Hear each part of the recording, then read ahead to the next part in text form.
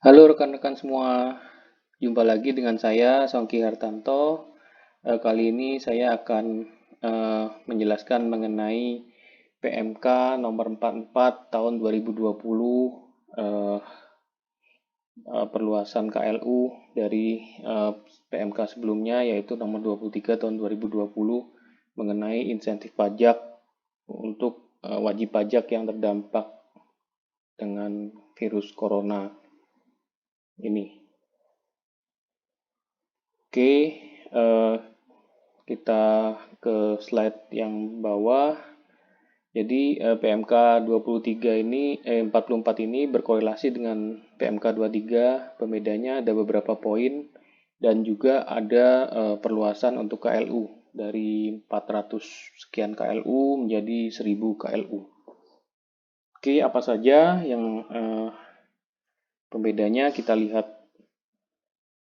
di pasal 2 ya. Bab 2 pasal 2.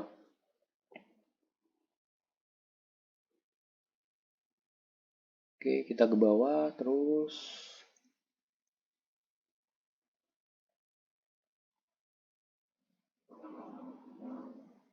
Ya, ini bab 1.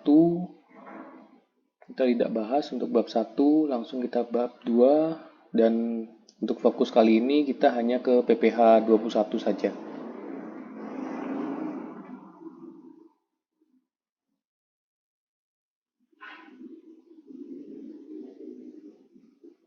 Ya, ini bab 2. Pasal 2 ayat 1 dan ayat 2 ini sama seperti PMK 23, yaitu yang mana penghasilan yang diterima wajib pajak dipotong sesuai dengan ketentuan PPh 21. Dan PPh 21 sebagaimana yang dimaksud di ayat 1 ditanggung pemerintah atau istilahnya DTP ya, atas penghasilan yang diterima pegawai dengan kriteria tertentu. Kriteria-kriterianya adalah sebagai berikut. Yang poin 3A1 memiliki kode klasifikasi lapangan usaha sebagaimana tercantum di lampiran huruf A di bawah dari PMK 44 ini. Kemudian yang poin 2 telah ditetapkan sebagai perusahaan KIT. Yang ketiga adalah telah mendapatkan izin penyelenggara kawasan berikat, izin usaha kawasan berikat, atau izin PDKB. Nah, ini di PMK sebelumnya ya, 23 ini poin 3 ini belum ada ya. Jadi ini adalah penambahan yang baru. Oke, 3B memiliki NPWP, 3C pada masa pajak yang bersangkutan menerima penghasilan bruto sebesar tidak lebih dari 200 juta rupiah per tahun ya, secara tetap dan teratur.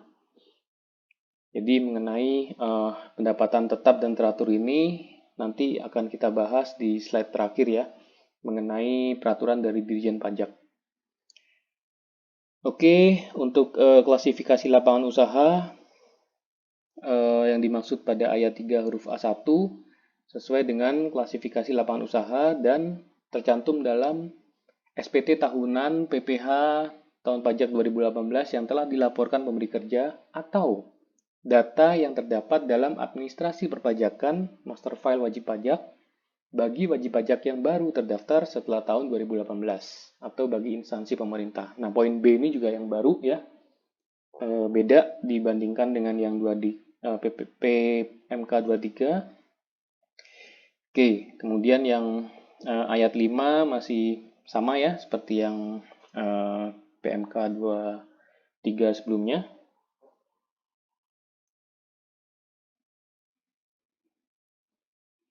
Oke, kita lanjut ke pasal 6. Oke, kita geser ke bawah. Pasal 6. Nah, ini ada hal yang baru ya. Pasal 6 ini dikecualikan dari PPh 21 adalah penghasilan yang diterima oleh pegawai yang didapatkan dari APBD atau APBN. Dan poin pas ayat 7 adalah PPh 21 tanggung pemerintah yang diterima oleh pegawai yang dimaksud pada ayat 5 tidak diperhitungkan sebagai penghasilan mengenakan pajak. Ini masih sama dengan PMK 23. Yang poin 8, nah ini kelebihan ya, kelebihan tidak bisa dikembalikan ya. DTP yang kelebihan hitungnya itu di akhir tahun pajak 2020 tidak bisa dikembalikan. Kemudian yang poin 9 sampai poin 10 itu masih sama dengan yang PMK 23. Jadi berlakunya adalah April sampai dengan September 2020. Oke, baik. Mungkin untuk penjelasan PMK 44 ini sampai di sini, kita akan masuk ke slide berikutnya adalah apa sih yang disebut dengan pendapatan secara tetap dan bruto yang secara tetap dan teratur. Nah, ini kita lihat ke peraturan Dirjen Pajak ya, nomor per 16 garis miring PJ garis miring 2016, yaitu tentang pedoman teknis tata cara pemotongan, penyetoran, dan pelaporan pajak penghasilan 21, pasal 21, dan atau pajak penghasilan pasal 26 sehubungan dengan pekerjaan jasa dan kegiatan orang pribadi. Nah, rekan-rekan dapat melihat, cek ya di website mengenai peraturan Dirjen Pajak ini. Tapi saya langsung ke poin mengenai pendapatan tetap dan teratur dan pendapatan yang tidak tetap dan teratur. Itu bedanya di mana? Oke, kita masuk ke slide berikutnya. Ya, ini mengenai perhitungan PPh 21 atas penghasilan teratur atau tetap ya bagi pegawai tetap. Nah, di sini di poin 11.a1 dijelaskan bahwa untuk perhitungan PPh pasal 21 atas penghasilan pegawai tetap, terlebih dahulu dihitung seluruh penghasilan bruto yang diterima atau diperoleh selama 1 bulan, yaitu meliputi seluruh gaji, segala jenis tunjangan, dan pembayaran teratur lainnya. Nah, yang termasuk adalah di sini uang lembur dan pembayaran sejenisnya. Jadi kalau kita lihat di form SPT ya, pada saat bulan Maret kita akan melapor ke pajak ya, itu ada kita lihat di nomor 1 sampai dengan nomor 7. Nah, itu yang disebut penghasilan teratur ya. Oke, yang tidak teratur seperti apa adalah di slide berikutnya. Nah, ini yang saya lingkarin hijau ya. Yang tidak termasuk yaitu adalah jasa produksi, tantiem, gratifikasi, bonus, premi, tunjangan hari raya. Ya, itu yang tidak termasuk. Nah, itu kalau di form SPT itu bisa kita lihat di nomor selanjutnya, yaitu nomor kalau nggak salah 8 atau 9 ya. Nah, itu kita lihat di situ. Nah, itu yang tidak dihitung ya. Kalau kita kembali ke poin PMK 44 tahun 2020, yang poin tidak tetap itu tidak dihitung, yaitu mengenai bonus, tunjangan hari raya itu tetap harus dibayarkan, tidak termasuk DTP ya. Oke, mungkin penjelasannya dari saya mengenai PMK 44 adalah seperti tadi.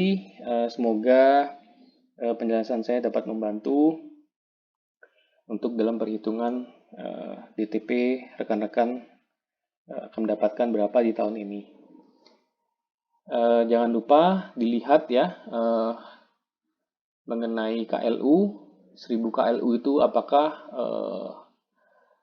pekerjaan rekan-rekan semuanya terdampak di situ, include di situ atau tidak ya, karena nilainya lumayan ya. Nah, oke, saya akhiri untuk video saya kali ini. Tolong silahkan untuk di like dan subscribe ya untuk mendapatkan informasi tips-tips saya berikutnya. Terima kasih, selamat siang.